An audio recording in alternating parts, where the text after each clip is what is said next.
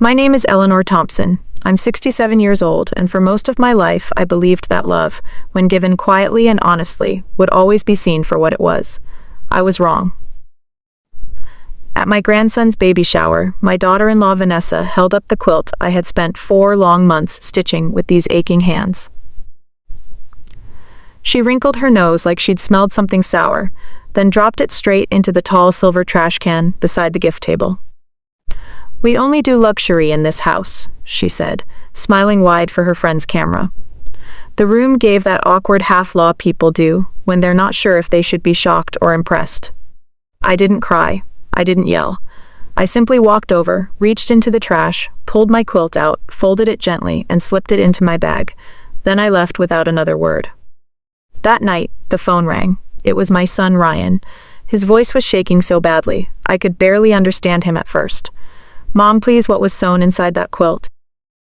I sat down at my kitchen table, the same one where Henry and I used to drink coffee every morning, and I held that quilt in my lap. My late husband's final gift was still safely tucked in its lining. I took a slow breath and answered softly, "Why do you ask, sweetheart?" Because that's the moment everything changed.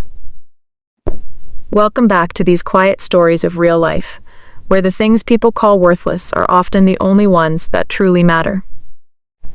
If you've ever poured your heart into something only to watch someone toss it aside like it was nothing, stay with me. This one hits different. I'm Eleanor Thompson, and this is the story of a handmade quilt, a hidden legacy, and the day my family finally learned the difference between what's expensive and what's priceless.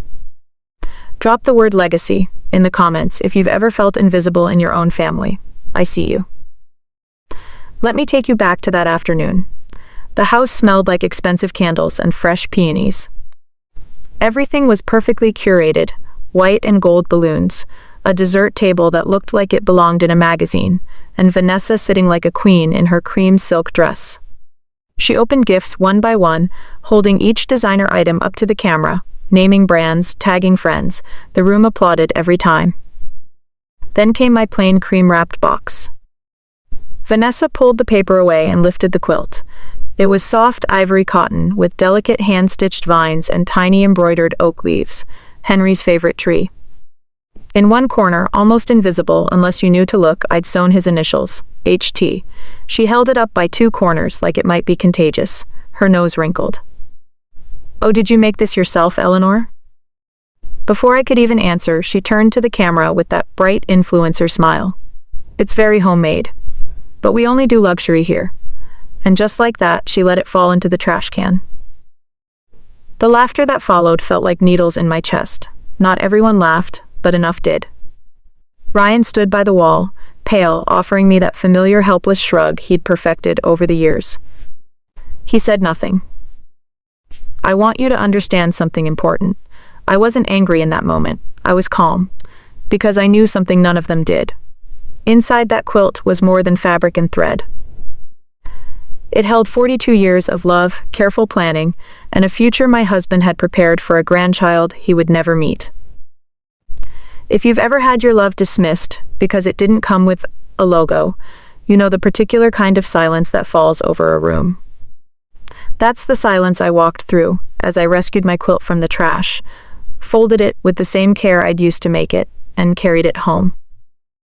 That night, when Ryan called sobbing, asking what was inside, I realized the real story wasn't over. It was just beginning.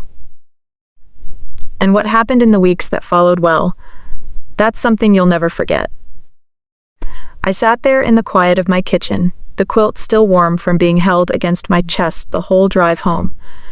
The phone was on speaker, and Ryan's breathing came in short, ragged bursts. "Mom, please tell me you have it. Tell me you took the quilt home." His voice cracked on the last word, and something inside me twisted. This wasn't just embarrassment or guilt. This was deeper. The kind of pain that only comes when you realize you failed someone you love, someone who's already gone. "I have it, sweetheart," I said gently. "It's right here on the table, safe." He let out a sound I haven't heard from him since he was a little boy, half sob, half relief. "Thank God. Mom, what was sewn inside that quilt? Caroline said something about Dad's things. I need to know." I ran my fingers along the carefully stitched seam I had made months earlier. Even now, hours after the shower, I could still smell the faint trace of garbage on the fabric. It made my stomach turn. I took a slow breath and began. My name is Eleanor Thompson. For 38 years, I taught literature to high school students who swore they hated reading until I showed them stories could hold entire lives between their pages. I retired 5 years ago, but I never stopped believing in the power of quiet, well-told truths. Henry and I were married for 42 beautiful, ordinary years. He was the kind of man who fixed what was broken and planned for what was coming. While everyone else chased the next shiny thing, Henry was quietly building a future, and in the final months of his life, he asked me to do one last thing for him. That's why I made the quilt. That's why I hid everything inside it. Ryan stayed silent on the other end of the line, waiting. I could feel the weight of the moment pressing down on both of us. This wasn't just about a handmade gift anymore. This was about everything Henry left behind, and everything his son had almost let slip away. If you've ever watched your child carry guilt that should never have been theirs, you know how heavy that silence feels. I wanted to protect him. But some truths have to be spoken fully before healing can begin. Stay with me, because what I told Ryan that night changed our family forever. And what happened weeks later at my dining room table, that's the part I'll never forget. Henry used to say that the best things in life are the ones you build slowly, with intention. He lived that truth every single day of our 42 years together. I met Henry Thompson when I was 24, fresh out of college and teaching my first literature class. He was a structural engineer who loved numbers the way I loved words. Our first date was nothing fancy, just coffee at a small diner where he listened to me talk about my students for 2 straight hours. He didn't interrupt. He didn't check his watch. He just looked at me like my stories mattered. That was Henry. He always made you feel seen. We built a quiet, steady life. I taught for 38 years, shaping young minds during the day and coming home to a man who shaped our future at night. While I graded papers at the kitchen table, Henry would sit across from me with his spreadsheets, planning for things we didn't even have yet. A bigger house, college funds, retirement dreams. And later, when we realized we might only have one child, he started planning for grandchildren, long before Ryan even thought about marriage. That's the kind of man he was, not flashy, not loud, but deeply rooted. When Ryan was born, Henry was over the moon.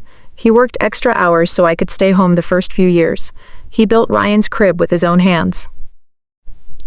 And every birthday, every bonus, every quiet moment of financial breathing room, Henry would buy another savings bond or invest a little more. He called it planting trees we might never sit under. I used to tease him about being too cautious. He'd just smile and say, "Ellie, someone has to think decades ahead." I never fully understood how right he was until the last year of his life. Henry fought hard, but cancer doesn't negotiate. In those final months, our little house became a sanctuary of soft conversations and long silences. One evening, as the sun set through the bedroom window, he took my hand, his grip still surprisingly strong, and said, "When the baby finally comes, don't just hand them money. Sew it into something that lasts. Make them feel it. Make them open it with their own hands." I promised him I would. After he passed 11 months ago, the house grew too quiet. The chair across from mine at the kitchen table stayed empty. His favorite coffee mug collected dust. Some mornings I'd wake up reaching for him before remembering he wasn't there. The grief sat heavy in my chest like wet wool. That's when I decided to start the quilt. Not just for the baby, but for me, for us. Every stitch became a conversation with Henry I could no longer have out loud. I chose soft ivory fabric because it reminded me of the way he always wore light colors. I embroidered tiny oak leaves because he loved how strong those trees grow from small acorns. And in the bottom corner, almost hidden, I stitched his initials with the same blue thread he used to wear on his favorite tie. If you've ever lost someone who was your calm in every storm, you understand how making something with your hands can feel like holding on to them a little longer. Ryan grew up watching his father plan everything carefully. But somewhere along the way, especially after he married Vanessa, he started choosing the path of least resistance. He became the peacemaker, the one who smoothed things over instead of standing up. I watched it happen slowly, the way you watch erosion on a riverbank. You don't notice how much has washed away until one day the ground beneath you feels different. Vanessa, my daughter-in-law, is a product of her world. She built a beautiful online life, curated, filtered, and always optimized for approval. She measures value in likes, comments, and brand names. I don't dislike her for it. I understand where it comes from, but I also know it's a fragile way to live. That night on the phone with Ryan, I could hear the weight of all those years pressing down on him. He was starting to see what I had seen for a long time. And I knew, deep in my bones, that the quilt was about to teach our family something none of us could unlearn. Henry's final weeks in the hospital were a masterclass in quiet grace. Even as his body weakened, his mind stayed sharp, and his heart stayed focused on the future he wouldn't see.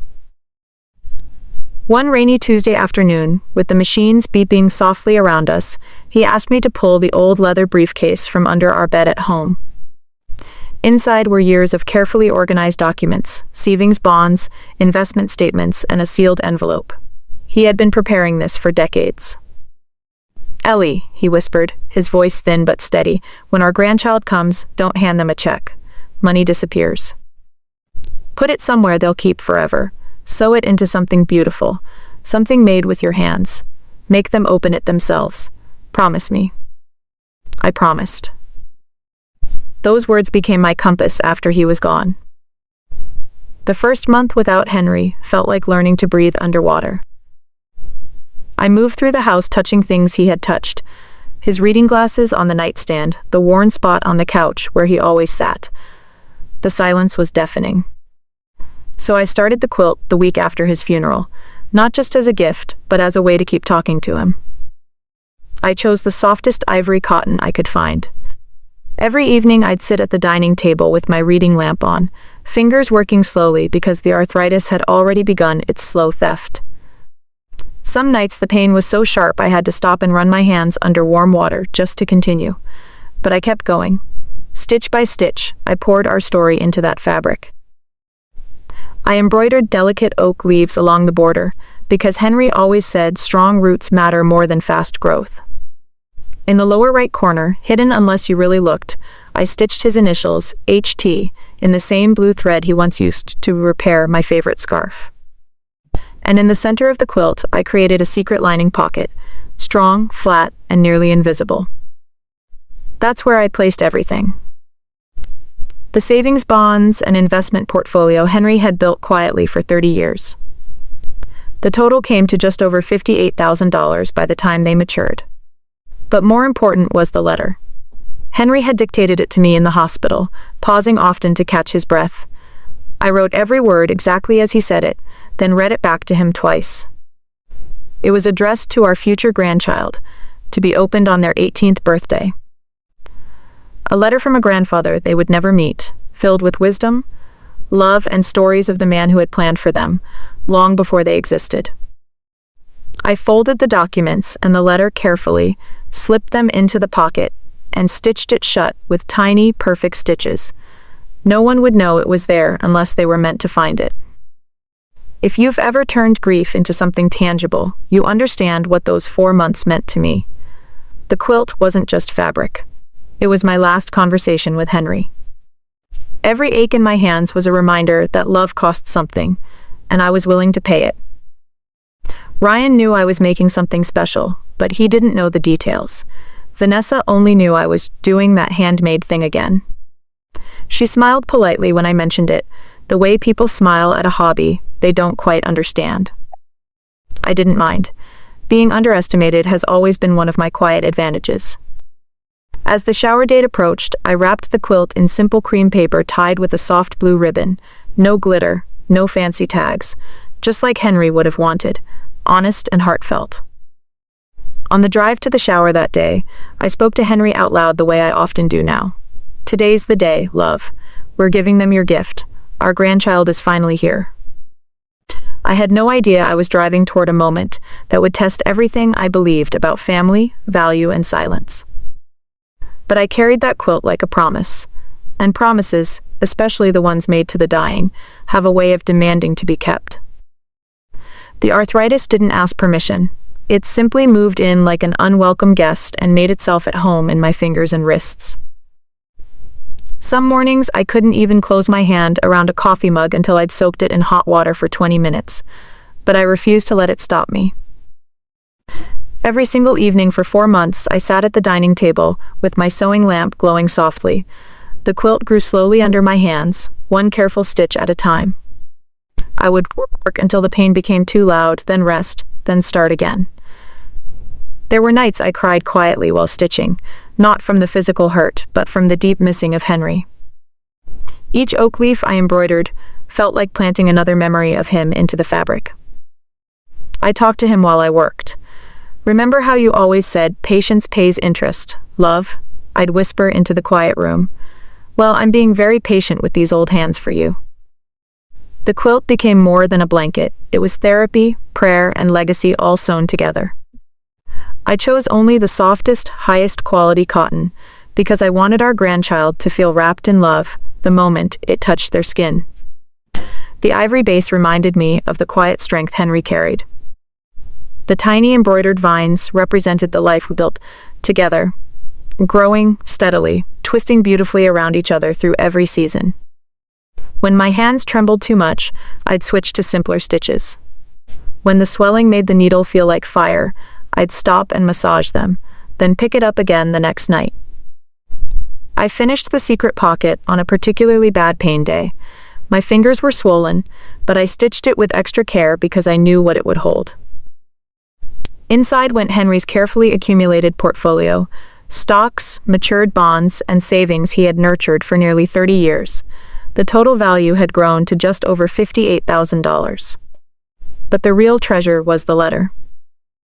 Henry had dictated every word in that hospital bed, his voice growing weaker with each sentence. "Tell them I was thinking about them before they even had a name," he said. "Tell them real value isn't loud. It's steady. It shows up every single day." I wrote it exactly as he spoke, sealed it, and tucked it beside the documents. Then I stitched the pocket closed so perfectly that even I had to search for the seam. If you've ever created something while your body fought you every step of the way, you know the kind of quiet triumph that lives in those final stitches. I held the finished quilt up to the light one evening and felt Henry's presence so strongly I had to sit down. It was beautiful, not flashy, not expensive looking, but deeply, unmistakably real. I wrapped it in plain cream paper with a simple blue ribbon and placed it on my dresser. Every time I walked past it, I felt a mix of pride and nervousness. Pride because I had honored Henry's wish. Nervousness because I knew Vanessa's world-valued appearances above almost everything else. Ryan had mentioned in passing that Vanessa was curating the perfect nursery, designer everything, filtered photos for her social media, an aesthetic she called modern luxury. I understood the pressure she felt. She grew up in a home where love was often measured by price tags and public perception. But understanding didn't make it easier to watch my son slowly disappear into that world. Still, I held on to hope. I told myself that when Vanessa opened the quilt, when she felt its softness and noticed the tiny hidden details, something might shift. I practiced in my mind what I would say. "There's something special inside, sweetheart. Feel along the bottom seam." I had no idea that hope was about to meet a very different reality. But those 4 months of aching hands and quiet conversations with Henry gave me something stronger than anger. They gave me clarity. And clarity, I was about to learn, is one of the most powerful things a woman my age can carry into a battlefield disguised as a baby shower. Ryan has always been a gentle soul.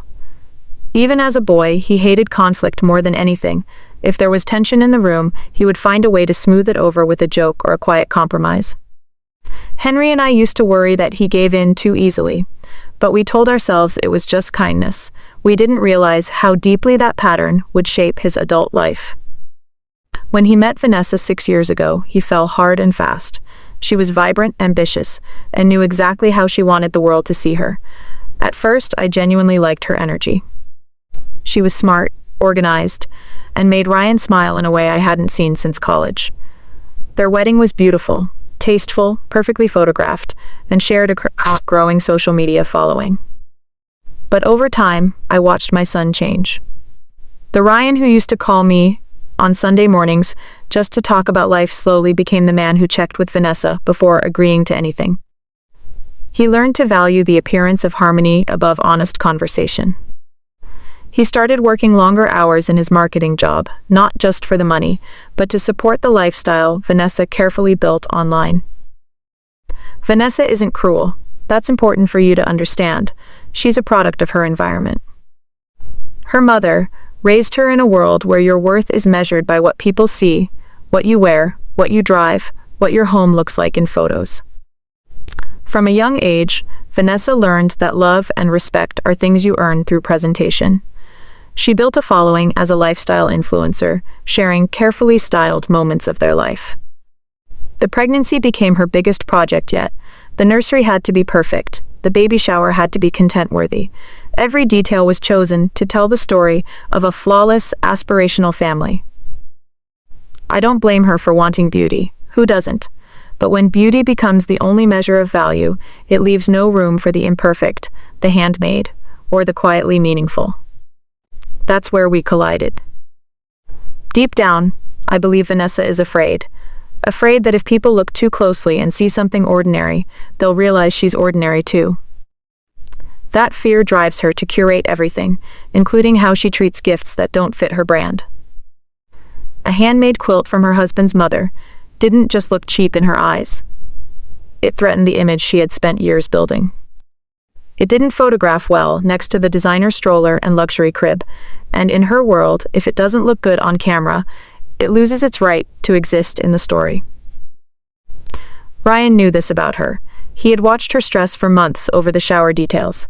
That's why, I think, he stayed quiet when things got uncomfortable. Choosing peace had become his default setting, even when that peace came at someone else's expense. As I finished the quilt, I felt a growing quiet resolve. I wasn't trying to compete with her aesthetic. I was simply honoring Henry. I wanted our grandchild, little Sophie, we later learned, to have something real.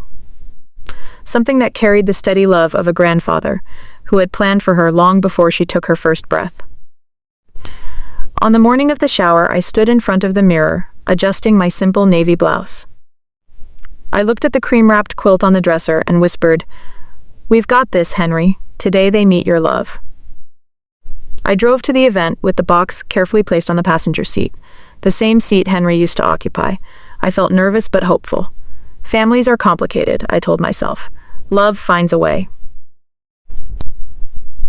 If you've ever walked into a situation carrying something precious while knowing it might not be received well, you understand that delicate balance between hope and protection. I carried both that day. What happened next tested every bit of strength those 4 months of stitching had given me. The week before the baby shower, I found myself moving through the house with a kind of deliberate calm I hadn't felt since Henry's last good days. I polished the quilt one final time, running my hands over every stitch, checking that the secret pocket remained perfectly invisible. No loose threads, no telltale bulges. Just soft ivory fabric that felt like a gentle hug. I wrapped it with care, using plain cream paper I'd saved from a previous gift. No shiny bows, no expensive tags, just a simple blue ribbon, the color of the sky on the mornings Henry and I used to walk together. As I tied the bow, I spoke to him softly, the way I had every evening while sewing. "They might not understand right away, love, but I'll make sure they have the chance to find it." That quiet preparation became my armor. I spent hours thinking about what the day might hold. I imagined Vanessa opening the gift, her perfectly manicured hands unfolding the quilt, her expression softening as she noticed the tiny embroidered oak leaves. I practiced the gentle words I would say. "There's something special tucked inside, sweetheart. Feel along the bottom seam when you're ready." I pictured the surprise, the tears, maybe even a moment of real connection. But another part of me, The part that had taught teenagers for decades, knew better than to expect perfection. I had seen enough young people chase images that didn't match reality.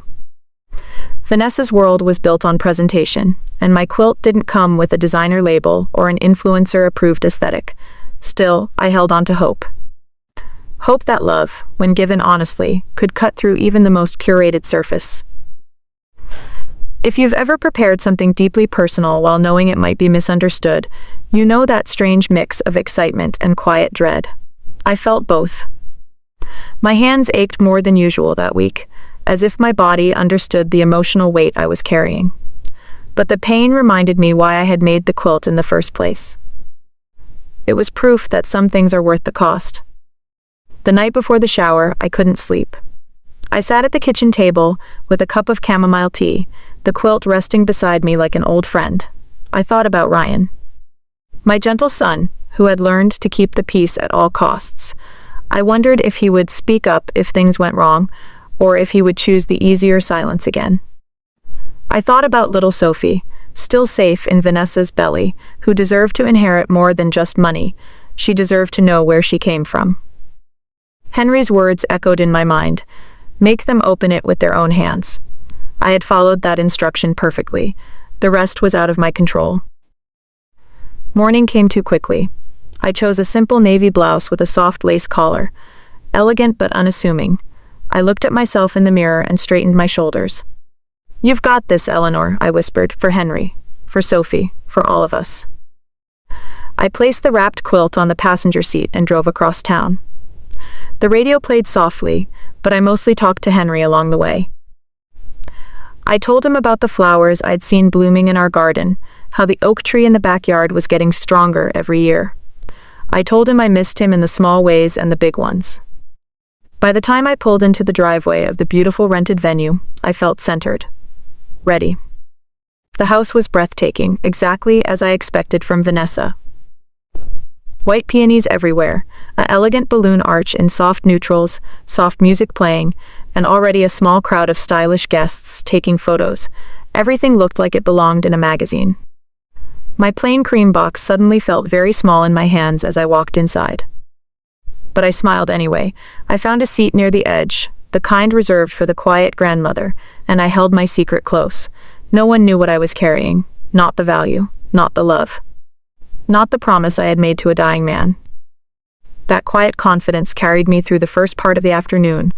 I watched Vanessa glow in her role as the perfect expecting mother, opening gift after gift with practiced delight. Each designer item received oohs and ahs. I clapped along, genuinely happy for her excitement. I had no idea that in less than an hour, that same excitement would turn into something much colder. But in that moment, sitting with my quilt waiting its turn, I felt Henry beside me, and for the first time in many months, I wasn't afraid of what might happen. I was ready for whatever came next. The baby shower unfolded like a carefully directed scene from one of Vanessa's social media posts. Soft golden light filtered through the tall windows, laughter floated on the air, and everything smelled of fresh flowers and expensive vanilla candles. Guests in pastel dresses and tailored shirts mingled around the gift table, phones out, capturing every moment for stories and feeds. I sat quietly near the side, holding a glass of sparkling water, watching it all. Vanessa looked radiant in her flowing cream dress, her hand resting protectively on her belly. Ryan stood beside her, smiling that careful smile he wore when he was trying to keep everyone happy. From across the room, he caught my eye and gave a small nod, as if to say, "Everything's fine, Mom."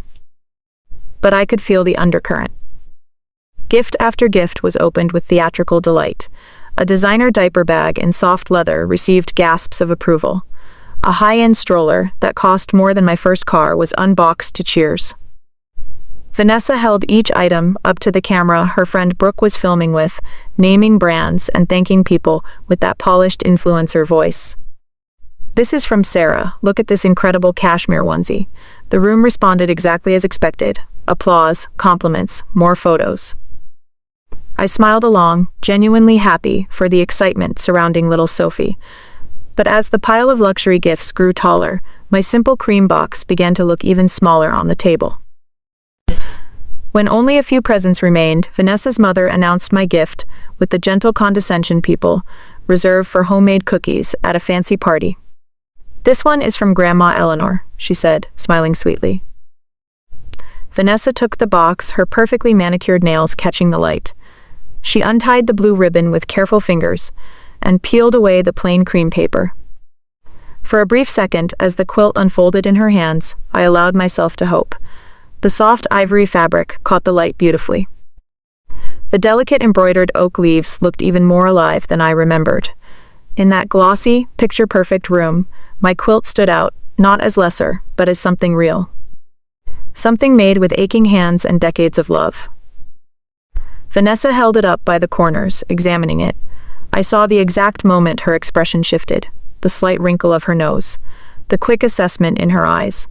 This didn't match the aesthetic. It didn't have a label. It wasn't going to photograph like the rest. "Oh, Eleanor, did you make this yourself?" she asked, her tone light but edged with something else.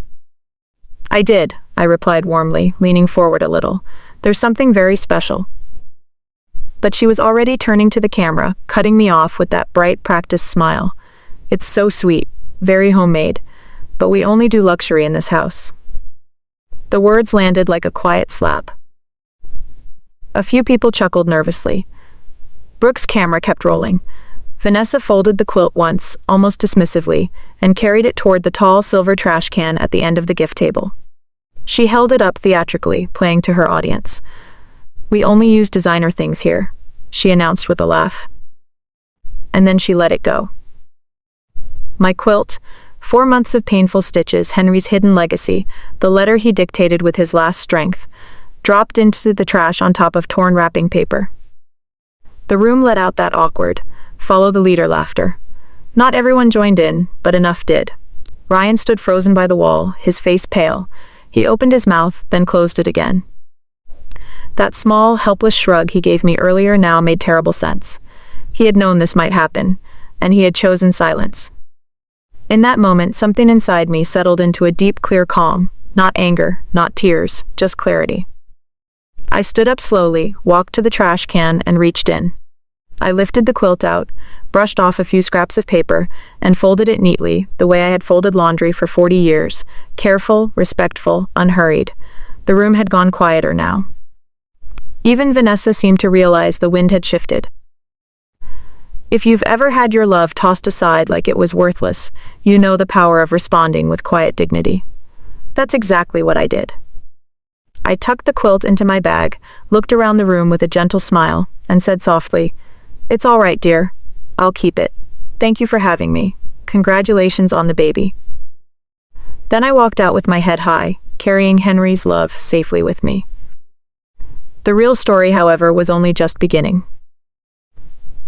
The sound of the quilt hitting the bottom of the trash can was soft, almost gentle, but it echoed in my chest like a door slamming shut. For a few seconds, the entire room seemed to hold its breath. Then came the laughter, nervous, uncertain, but loud enough to sting. Brooke kept filming, her phone steady, capturing every painful second for whatever content Vanessa had planned.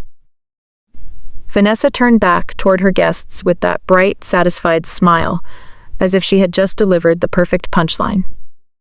"I love Eleanor, really," she added quickly, like she was trying to soften it for the camera. "But we have a whole vision for the nursery. Everything has to match." A few of her friends nodded in agreement, murmuring about aesthetic consistency and curating the vibe. Vanessa's mother, sitting in the front row, let out that familiar tinkling laugh and said, "Bless her heart, she tried." I stood there for a moment, letting the weight of it settle, not because I was frozen, but because I was choosing my response carefully. Henry's voice echoed in my mind. "Make them open it." I had honored that. The rest was no longer about me proving anything in that moment. Ryan looked like someone had punched him in the stomach. His face had gone completely white. He shifted his weight, opened his mouth as if to speak, but no words came. Instead, he gave me that same helpless look he'd been giving me for years. The one that said, "I'm sorry, Mom, but it's easier this way." That look hurt more than the laughter. I walked slowly to the trash can. My navy blouse felt suddenly too warm in the perfectly air-conditioned room. I reached in without hesitation, my arthritic fingers brushing against the soft fabric I knew so well.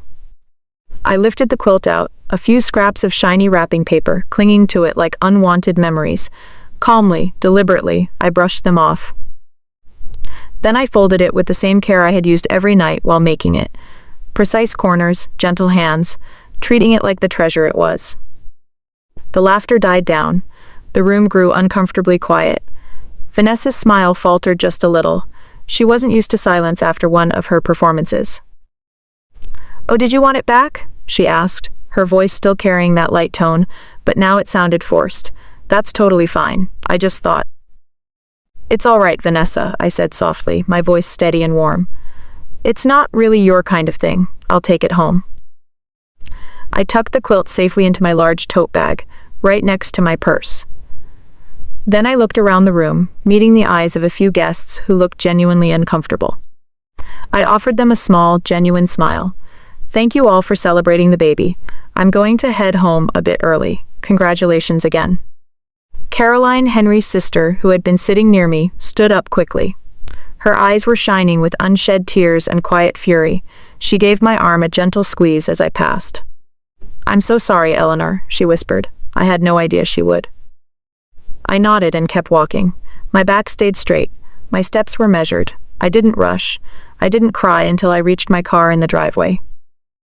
Once inside, with the door closed and the beautiful house shrinking in my rearview mirror, the tears came. Not loud, dramatic sobs, just quiet streams down my cheeks. I held the quilt against my chest and whispered, "I'm sorry, Henry. I should have protected it better." The faint smell of garbage still lingered on the fabric. It broke something in me. But even in that pain, clarity bloomed. I realized I wasn't going to give Vanessa, or even Ryan, immediate access to what Henry had prepared. Not after what I had just witnessed. The money and the letter belonged to Sophie, not to a household that threw away legacies for content. If you've ever been the one who had to quietly pick up the pieces after someone dismissed your love, you know how empowering it feels to choose dignity over drama. That's what I chose that day. By the time I pulled into my driveway, the tears had stopped. A new resolve had taken their place. The quilt was safe. Henry's gift was still intact. And the real conversation, the one that mattered, was still ahead. Ryan would call soon, I could already feel it. And when he did, I would tell him the truth, all of it. I walked out of that beautifully decorated house, with my head held high, the quilt safely tucked in my bag like a quiet victory. The afternoon sun felt warmer on my skin as I made my way to the car. Behind me, I could hear the murmur of voices picking up again, trying to smooth over the awkwardness I had left in the room. But I didn't turn back. I had said everything I needed to say with my actions. Once inside the car, I let the quiet settle around me. My hands were trembling slightly, not from anger, but from the effort it took to remain composed in front of all those people. I pressed my forehead against the steering wheel for a moment and whispered, "We're okay, Henry. It's still safe." The faint garbage smell on the quilt had faded during the drive, but the memory of it lingered in my mind like a scar. If you've ever had to leave a room where your heart was just disrespected, you know that particular kind of exhaustion. It's not loud. It's heavy. But there's also a strange strength that comes with choosing peace over performance. I chose that strength that day. The drive home felt longer than usual. I replayed the scene in my head, the wrinkle of Vanessa's nose, the nervous laughter, Ryan's silence. Most of all, I thought about Sophie, still safe and unaware inside her mother. That baby deserved her grandfather's love, untouched by the performance of the day. I knew then that I couldn't simply hand everything over the way I had originally planned. Some gifts need protection, even from family. When I finally pulled into my driveway, the familiar sight of our little house, Henry's carefully maintained garden still blooming along the walkway, brought fresh tears to my eyes. I carried the quilt inside like it was made of glass. At the kitchen table, I unfolded it again, running my fingers over the embroidered oak leaves and the hidden seam. Everything was still there. The documents, the letter, the love. I made myself a cup of tea and sat with it for a long time, just breathing.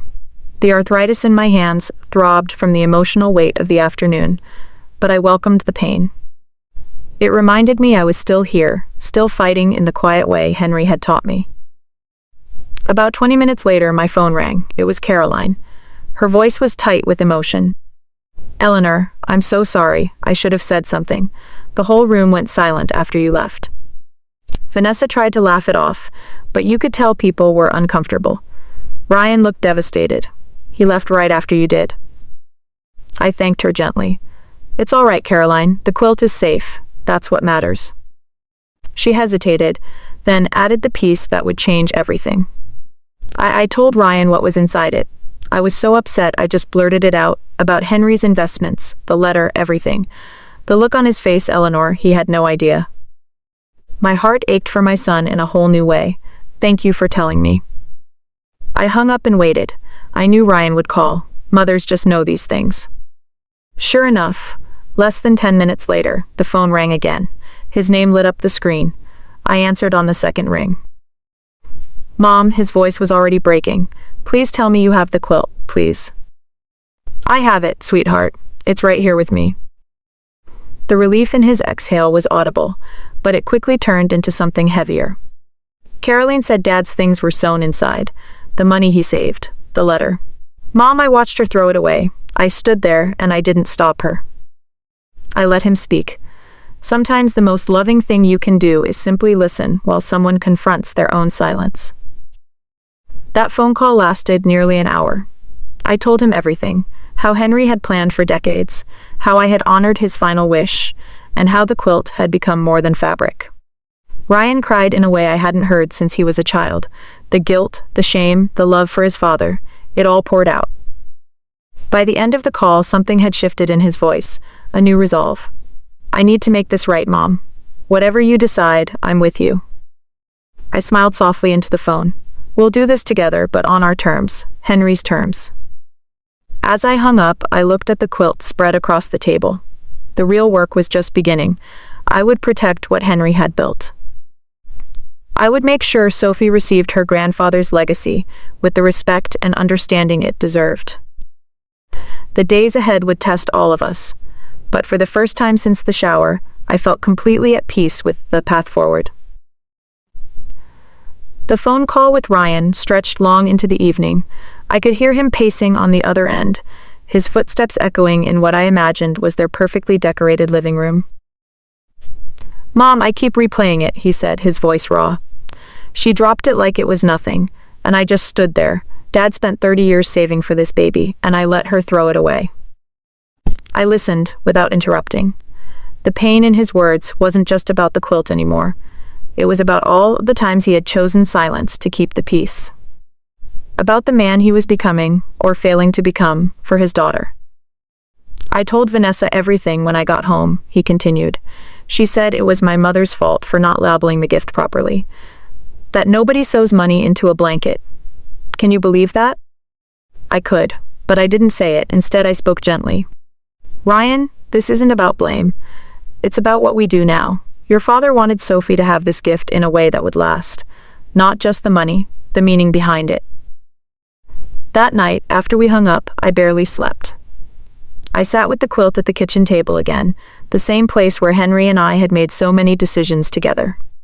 Caroline called the next morning, still shaken. She confirmed what Ryan had said. Vanessa had doubled down, framing herself as the victim of an ambush. No real apology.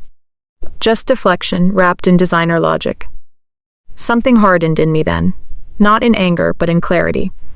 I realized I couldn't trust the original plan anymore.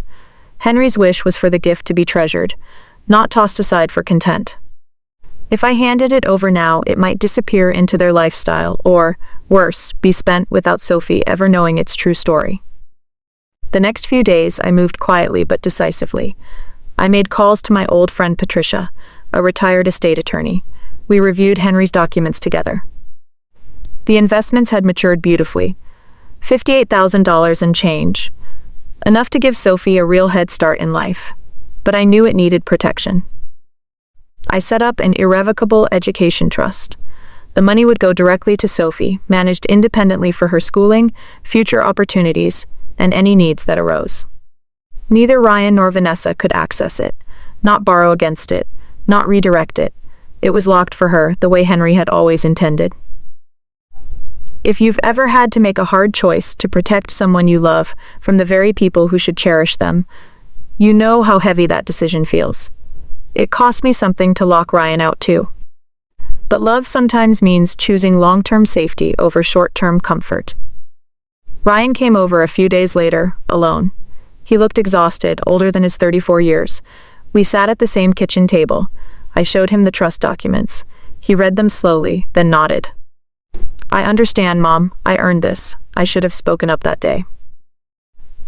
There was a new steadiness in his voice I hadn't heard in years, the kind of strength that only comes from facing your own failures. We talked for hours, about Henry, about the kind of father he wanted to be, about how silence had cost him more than he realized. By the time he left, we had a plan. A family dinner at my house in 3 weeks. Once Sophie was born and Vanessa had recovered, Caroline would be there. Vanessa's mother too, if she wanted to come.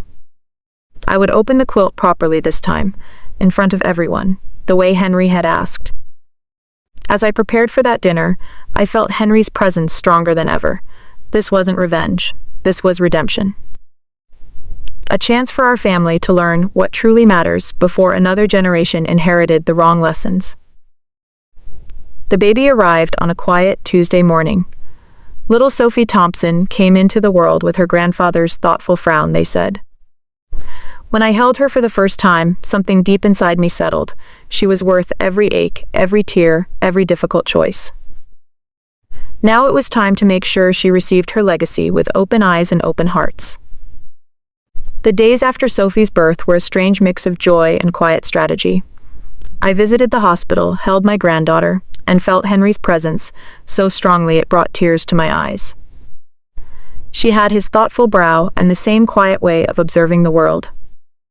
But every time I looked at Vanessa's perfectly staged photos on social media, Sophie in designer outfits with captions about luxury beginnings, I knew the work I needed to do was far from over. I met with Patricia again the following week.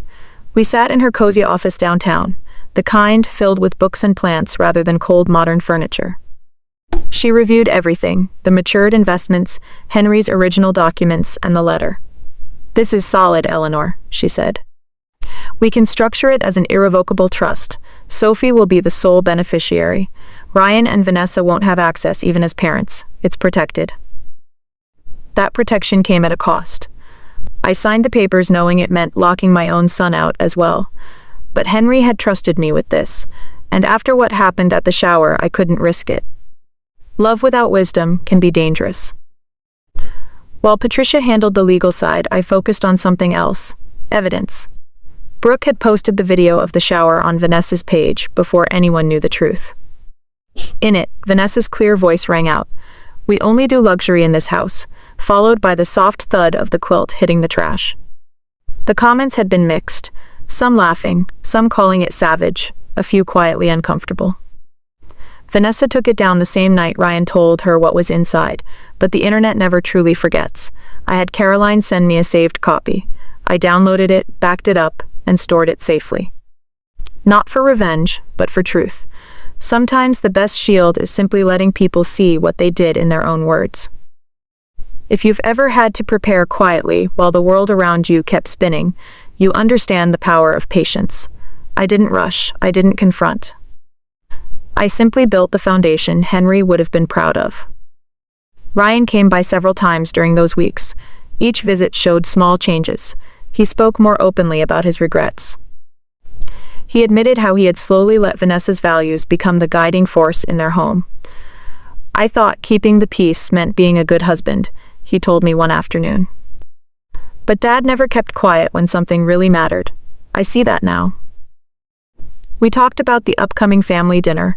I told him exactly what I planned: to open the quilt in front of everyone, to read parts of Henry's letter, and to explain the trust. Ryan didn't argue. Instead, he asked if he could help prepare the house. It was the first time in years he had offered support without checking with Vanessa first. Vanessa, for her part, stayed carefully polite when we spoke on the phone. She thanked me for the hospital visit and mentioned how thoughtful the quilt was now that she understood its value. But there was no genuine apology, just the same careful framing. It was a misunderstanding, she couldn't have known, etc.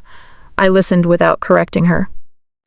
Some lessons land harder when they come from life itself rather than lectures. By the time the dinner date arrived, everything was ready. The trust documents were signed and filed. The video was saved. The quilt had been gently cleaned and pressed, the hidden pocket still perfectly intact. I set the table in my dining room, with simple linens and fresh flowers from the garden Henry and I had planted together. No extravagance. Just warmth and honesty, the things that had always defined our home. As guests began to arrive that Sunday evening, I felt a deep sense of peace. This wasn't about humiliating anyone, it was about honoring a promise. About giving Sophie the chance to know her grandfather's love the way it was meant to be known. Caroline arrived early to help. She hugged me tightly and whispered, "You're doing the right thing." Ryan carried Sophie in a carrier, looking nervous but determined. Vanessa and her mother came last, both dressed beautifully, their smiles a little more guarded than usual. We ate first. Pot roast with vegetables from the garden, comfort food that filled the room with familiar smells. Conversation stayed light, but the tension underneath was unmistakable. When the plates were cleared, I placed the quilt in the center of the table, the hidden seam facing up. It was time. The week leading up to the family dinner, I moved through my house with a focused calm that surprised even me. I cleaned every corner, not to impress, but to create a space that felt like home. The kind of home Henry and I had built together. I wanted the evening to carry the warmth of real life, not the polished perfection Vanessa was used to. I set the dining table with the simple cream tablecloth we'd had for decades. Fresh flowers from the garden, white roses, and a few oak leaves I'd pressed months ago, stood in the center. The quilt lay folded nearby, clean now, its hidden pocket still sealed. Every time I passed it, I ran my fingers along the seam and felt Henry's steady presence. "We're doing this your way," I whispered. "They'll open it themselves." My mind was full of quiet reflections during those days. I thought about how easily we can teach the next generation the wrong lessons without meaning to. Vanessa had learned that worth comes with a price tag and a good filter. Ryan had learned that silence keeps the surface smooth, and Sophie, she deserved better. She deserved to know that the most valuable things are often the ones made slowly, with love and patience. If you've ever prepared to have a difficult conversation with family, knowing it might hurt but believing it will heal, you understand the mix of nerves and certainty I carried. I wasn't doing this to punish, I was doing it to protect and to teach. Henry's final wish wasn't just about money, it was about making sure the gift was truly received. Ryan helped me set up the night before. He carried in extra chairs and even offered to make his father's favorite mashed potatoes. There was a new humility in him. "I've been thinking a lot, Mom," he said while we worked. About all the times I stayed quiet. About how I let Vanessa's world become ours. I don't want Sophie growing up believing that handmade things are less than. I want her to know what Dad stood for. His words brought tears to my eyes. Not because they fixed everything, but because they showed real growth. The kind that only comes when someone finally looks in the mirror and doesn't look away. Vanessa called the day before to confirm. Her voice was careful, polite. "I'm really looking forward to dinner, Eleanor. I've been thinking about the quilt I wish I had known." I accepted her words without pressing. Some apologies have to be earned through action, not just spoken. The morning of the dinner, I woke early. The arthritis was acting up, but I welcomed it. It reminded me of the cost of love.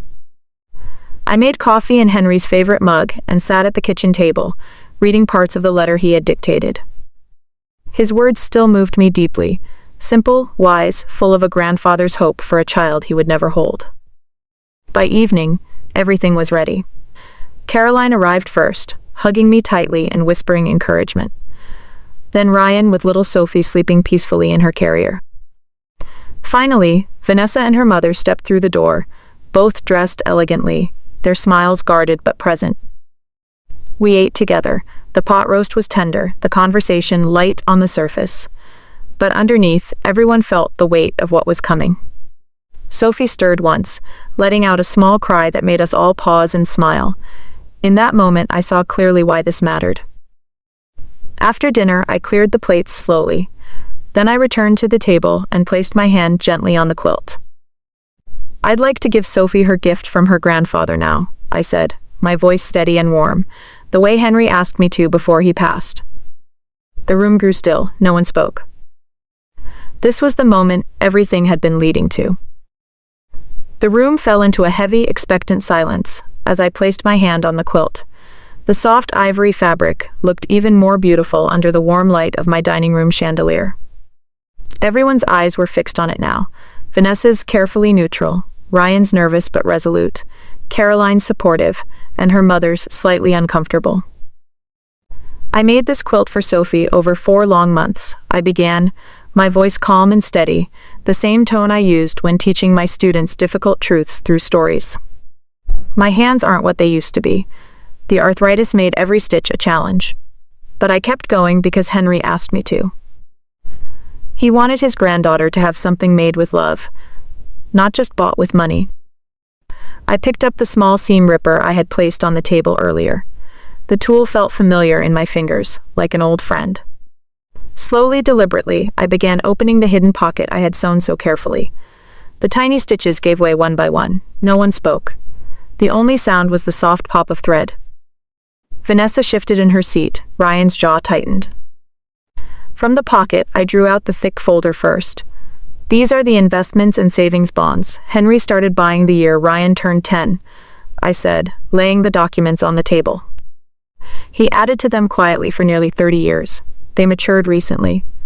Just over $58,000. The number landed like a stone in still water. Vanessa's face went pale. Her mother's eyes widened. Ryan stared at the papers as if seeing his father's handwriting for the first time in years.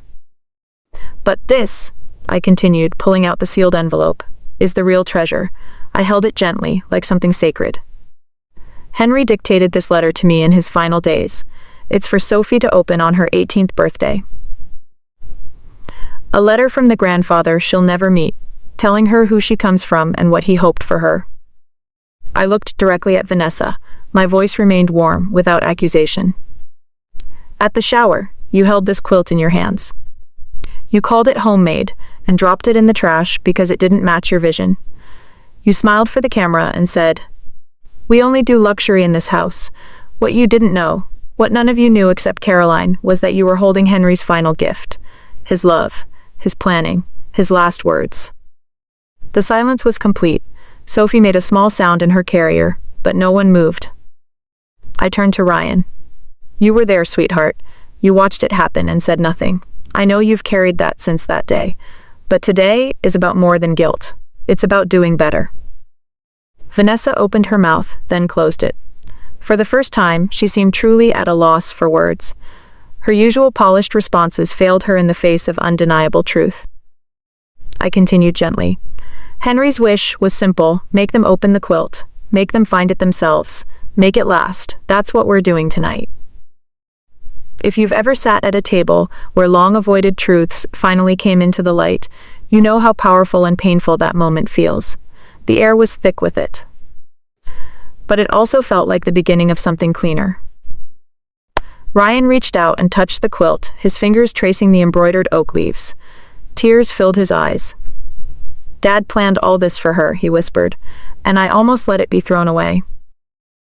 Vanessa stared at the documents and the letter. The reality of what she had done seemed to settle on her shoulders. She didn't defend herself this time. She simply sat there, looking smaller than I had ever seen her. I let the moment breathe. No rush, no drama. Just truth laid out on the table between us like the quilt itself. This was the revelation Henry had asked for. Not in the way we originally planned, but in the way it needed to happen. I opened the smaller envelope I had kept in my cardigan pocket. My hands trembled slightly, not just from arthritis, but from the weight of Henry's words about to fill the room. "Henry wrote a short opening for all of us," I said softly.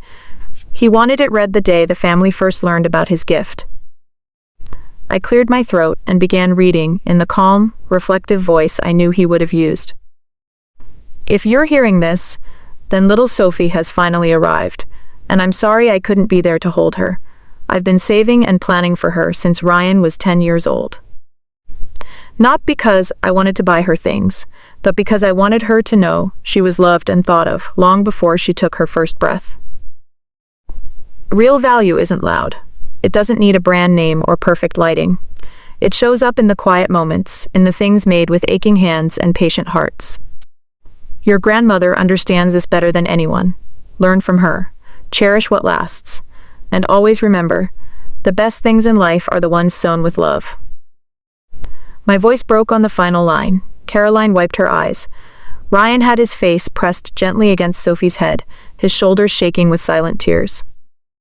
Even Vanessa stared at the quilt with a new expression, one of genuine realization, not defense. I folded the letter carefully and looked around the table. Here is what happens now, I said, my tone gentle but firm. The $58,000 will go into an irrevocable education trust for Sophie. It is locked. Neither Ryan nor Vanessa can access it.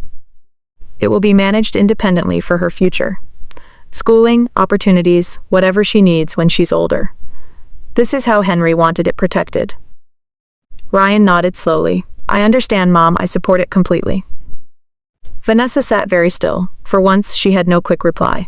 After a long pause, she said quietly, I didn't know, I'm sorry.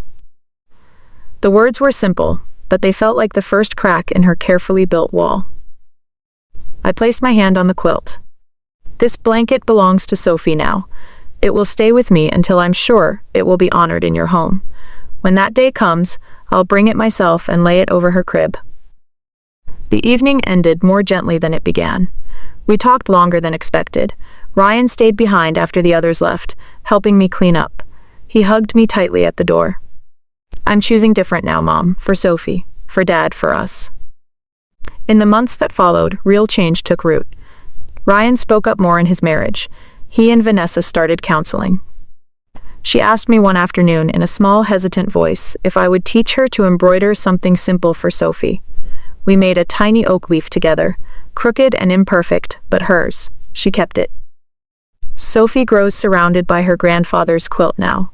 Sometimes I catch Vanessa running her fingers over the embroidered initials, as if seeing them for the first time. If you've ever watched someone you love learn the hard way what truly matters, you know how beautiful and painful that growth can be.